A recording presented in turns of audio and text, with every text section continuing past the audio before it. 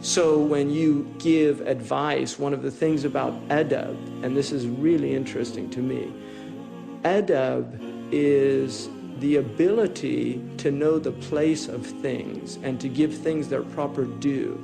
So it's really translated as comportment, or a type of discipline in which you recognize where things belong. And part of recognizing where things belong is to recognize where you belong in relation to social hierarchies. I mean, one of the things that this culture almost never talks about, it talks about civil rights a lot, or human rights, but it rarely, in fact, I don't think it's ever mentioned the idea of social rights.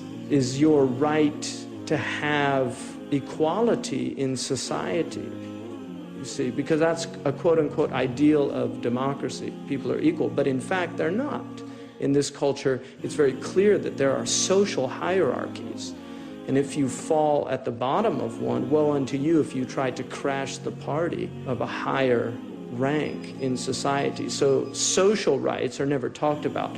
In the Islamic tradition, one of the really interesting things about Islam is it teaches us that there is an internal hierarchy that is known only to God. And therefore, it challenges you to recognize that everyone outside yourself may be better than you in the eyes of God. And so you have to have comportment with everybody, even a person that you might think is lower in social standing, they could be higher in spiritual standing. And this is why you had kings at the doors of beggars in the history of Islam. There's no other religion that I know of that has that quality, where you had literally kings at the doors of beggars asking for their prayers. The other thing that is really interesting is in this culture, you won't get people from Black Hawk or from Los Gatos going to church in East Oakland. It's just not the way the society works. And yet in the Muslim world, the richest man could pray next to the most impoverished man in the same prayer line. And it's always been like that. And that is something really unusual about Islam, is it creates a true brotherhood.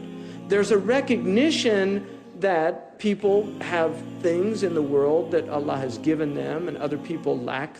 But that does not prevent you from seeing this person as essentially equal before God, and possibly, and in fact probably, according to most of the hadiths about rich people and poor people, the poor person is probably closer to God than you are. And that instills in you a desire to actually be kind to them, because you're actually worried that you might upset your Lord by having any contempt or even just simply treating them less than they deserve.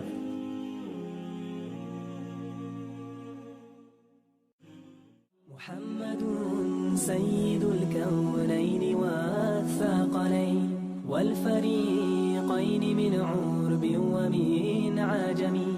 محمد سيد الكونين والثقلين والفريقين من عرب ومن